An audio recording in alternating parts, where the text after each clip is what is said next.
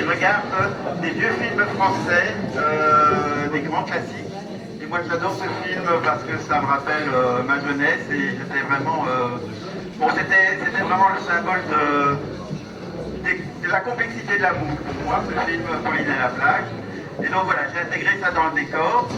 Et puis là, c'est la mise à nu de l'écrivain qui est devant sa page blanche et qui est en fait, c'est un peu ce qui exprime le texte aussi.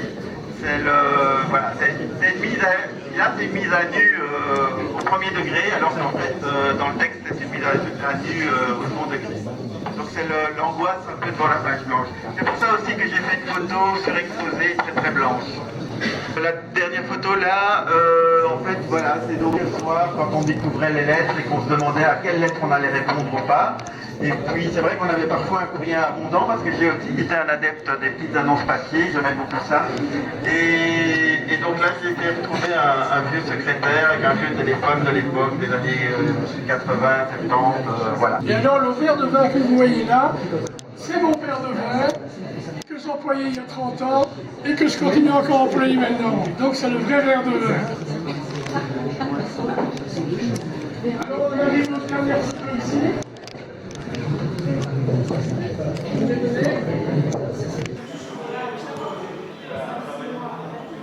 Là c'est tous les journaux qu'il y a une trentaine d'années où il y avait des annonces. Et il y avait notamment un journal militant qui s'appelle Cours, qui avait aussi sa demi-page d'annonces. Et Antenne Rose, qui était une émission de radio air libre, des premières radios libres, diffusait sur antenne ces annonces qui paraissaient chaque semaine là. Et si vous regardez à 150, c'est une à moi. Ici, donc dans Libération, qui paraissait toutes les semaines, ce supplément Sandwich, où les annonces étaient gratuites, il y avait Chéri, et Chéri c'est le premier journal où il y a eu des annonces hétérosexuels, homosexuels, etc. Sinon, les petites annonces étaient toujours hétérosexuelles dans Le Chasseur français. Et donc, c'est vers 1980 que ceci est né. Et donc, ça allait même plus, parce qu'à l'époque, il y avait même des rubriques mariage blanc. Donc, les gens pouvaient, par annonce dans un grand journal, chercher des gens pour faire un mariage blanc.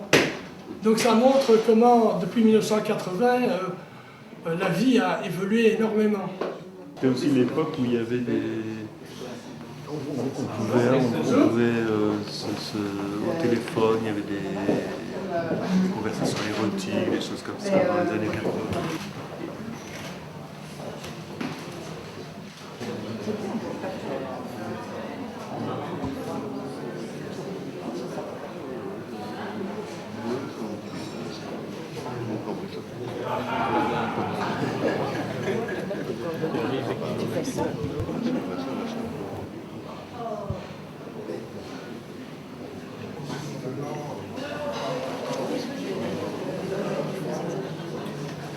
À la maison, il y a d'autres personnages, des choses qu'on va faire.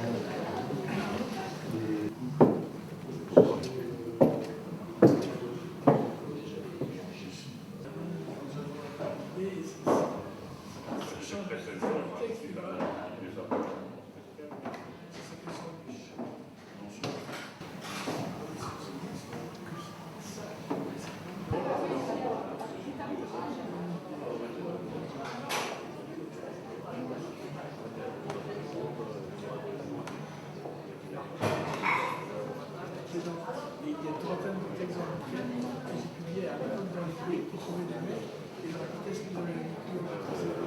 Ces textes-là, c'est des textes.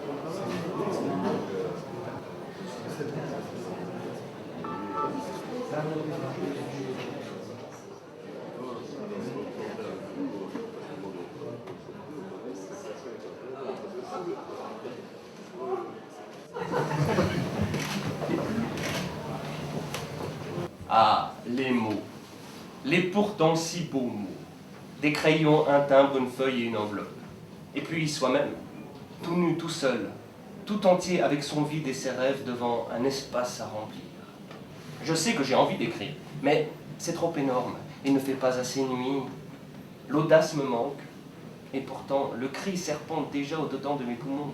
La bouilloire siffle rauquement son jet de vapeur. Aux abris. Voici le cri enfin enfanté. Les mots sont à tout le monde. On peut jouer avec eux. Écrivons-les. Les fautes d'orthographe sont jolies et amusantes. Oubliez les virgules. Tiens, une nuée d'apostrophes. Les mots sont là pour être employés. On peut les dessiner tout petits ou tout grands, les colorier, les télégraphier, les prononcer, les taper gentiment à la machine à écrire. Réserve inépuisable. Regard ancré pour t'approcher. Les mots, nos musiques intérieures. On peut même les enregistrer. Cassette photographiée donc, voix et son. Clac, clac, je t'écoute. Ma vidéo, c'est ton corps en mouvement et les lignes de nos horizons. T'offrir nos bruits, nos murmures, nos frôlements.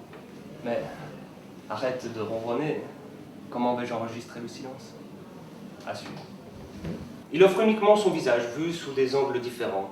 C'est probablement le résultat d'une séance de pause vite fait dans une cabine automatique après discount, sans doute dans un couloir qui mène à une station de métro. Ce choix photo pour carte d'identité m'étonne du personnage car je m'attendais plutôt à quelques poses lascives. Les premiers mots échangés m'intriguent encore un peu plus, ce qui en augmente le piquant. Lui, tu es déjà venu chez moi, tu avais même apporté une bouteille de vin. Moi, je n'ai pas ce souvenir. Lui, si, tu es militaire. Moi, pas du tout. Lui, cela fait plus d'1 an et je sais que tu es très câlin, bisous, etc., ce que je déteste. L'annonceur m'indique néanmoins qu'on peut se retrouver chez lui et me file son adresse. Cela ne se fera pas dans l'immédiat et quelques semaines plus tard, je me sens associé malgré moi à un fait divers gravissime. Moi qui n'aime pas prendre par l'émotionnel les autres en otage. Moi qui ne supporte pas le sensationnalisme, mais aussi moi qui veux décrire ici mon vécu, mon réel. Je ne puis donc passer la suite sous silence. Ce qui s'apparente à un polar est parfois vécu par tout un chacun dans sa chair et son esprit dans sa sensibilité. La vie est un roman et parfois un cauchemar.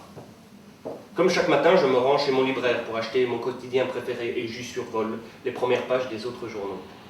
Ce jour-là, je découvre immédiatement, imprimé en très grand, à la une de l'un d'eux, sa photo où il est croqué de face.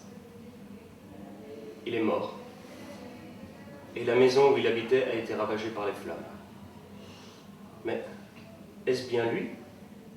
Sans mot dire, j'achète le canard funeste messager et rentre de rechef à la maison. Je pense que cette issue est impossible. Tout le monde réagit ainsi. En marchant, je m'interroge. Comme cela se fait souvent, mon correspondant a peut-être, par souci de rester discret, utilisé des photos qui n'étaient pas les siennes. On ne disparaît pas ainsi, pas à son âge. C'est bien mal connaître la vie. Le pire peut toujours frapper à votre porte quand vous ne vous y attendez pas. La victime, c'est lui. Ma lecture plus approfondie de l'article me permet de découvrir qu'il s'agit bien de la rue qu'il m'avait indiquée. De nombreux coups de couteau lui ont ôté la vie. Une hypothèse, l'assassin aurait mis le feu à l'appartement pour tenter d'éliminer tout indice permettant de retrouver sa trace. Très palpable mentalement, cette différence si soudaine et abrupte du ressenti pour une photo devant inciter au désir est celle du même cliché en funeste messager. Étrange sensation que d'éprouver une forte compassion pour une personne avec qui on n'aura jamais l'occasion d'échanger un mot, un regard. Sur son profil de dragueur reste indiquée de façon automatique la date de son dernier passage. C'était 2 jours plus tôt, par rapport à la date du journal qui annonce son assassinat. Ultime journée qui lui resta pour gambader. Pour être vraiment certain que c'est lui, j'irai contrôler régulièrement cette date. Elle ne changera pas. Obsession macabre. Je ne peux m'empêcher de relire régulièrement chacun de ces mots, craignant que les enquêteurs partent à la recherche de mon identité pour m'imposer un interrogatoire. Mais c'est plus fort que moi. Les profils de séduction ne meurent pas. Ils ne se dessèchent pas, à l'inverse de ceux qu'ils sont censés représenter. Ils demeurent longtemps, surtout si personne de votre entourage n'est au courant de votre différence. Et donc le décédé continue à se dévoiler, enfin. Bite, moyenne, non circoncis, embrassé, non, fétiche, cuir, fringues de sport, skater, latex, sous-vêtements, skin et punk. lycra, uniforme, costume, cravate. Une dizaine de semaines plus tard, le profil ne sera plus consultable. Sans doute suite aux aveux du meurtrier, son jeune amour. Il est habillé de blanc, des lunettes de soleil. Il écoute de la musique et répond à son téléphone portable. Je ne pense pas qu'il m'a remarqué. Aucun croisement de nos regards. Il y a une chance sur 1000 que ce soit lui, et si c'était le cas, il n'éprouve aucun intérêt pour moi. Mais pourtant, je pense bien que c'est lui. J'en suis même certain. 2 minutes avant que le tram ne démarre, le bel inconnu le quitte brusquement pour je ne sais quelle raison. Je voyagerai donc sans lui, et son fantôme continuera d'égayer ma route. Ce charmant fantasme est rangé aux oubliettes, et le lendemain, à 17h17, mon ordi fait cling. Je reçois un message qui me questionne. « C'est pas toi que j'ai vu hier à Fort-Jacot ?» Fébrilement, je clique pour découvrir le profil de mon interlocuteur. Cela ne peut être que lui. Et c'est bien lui. Je retrouve ses photos où il a l'air fragile, sensible, espiègle. Je relis rapidement un de ses renseignements. Recherche entre 18 et 40 ans. Je remue ainsi le couteau dans la plaie. Je lui réponds que je ne fais plus partie des candidats admis et que c'était bien moi. J'ose ajouter « Et tu as pensé quoi ?» Il répond immédiatement « Finalement, t'es magnifique. » Ah, ce « finalement ». Est-ce de l'humour? Moi, je dois être raisonnable et ne pas trop espérer. Tu veux dire quoi? C'est au premier degré? Et lui, d'une manière évidente, « Oui, t'es quand même beau. » Ah, ce quand même. Je suis en apesanteur. Je réalimente alors notre échange. Je ne sais pas si je suis magnifique, mais je suis assez heureux de vivre. Et je le partage. Quoi de mieux? La réponse n'est pas simpliste. Elle est simple, belle. Quelqu'un qui est heureux de vivre est d'office magnifique. Je lui suggère, alors, tu dois aussi être pas mal heureux. C'est lui qui va me lancer l'invitation. Je n'y crois pas. Il n'y a plus de barrière pour nous éloigner. Merci. Maintenant que je t'ai vu en réel, je serai d'accord pour te rencontrer. Je n'en crois pas mes yeux. Cela me fait fort plaisir que tu m'écrives cela. Et tu aurais envie de plutôt quel type de rencontre? Moi, je suis assez serein et ouvert à plein de possibilités. J'attends fébrilement la réponse. Celle-ci sera directe et en même temps gorgée de pudeur. Sexuelle peut-être, mais moi je n'aime pas parler de ça. Je préfère agir. Je joue alors à chercher une voie détournée pour lui faire quand même aborder quelques prémices du ça. En fait, tu sais sans doute qu'il y a des mecs qui n'aiment pas embrasser profondément et éperdument d'autres mecs, même s'ils se sentent bien avec eux. Qu'en penses-tu?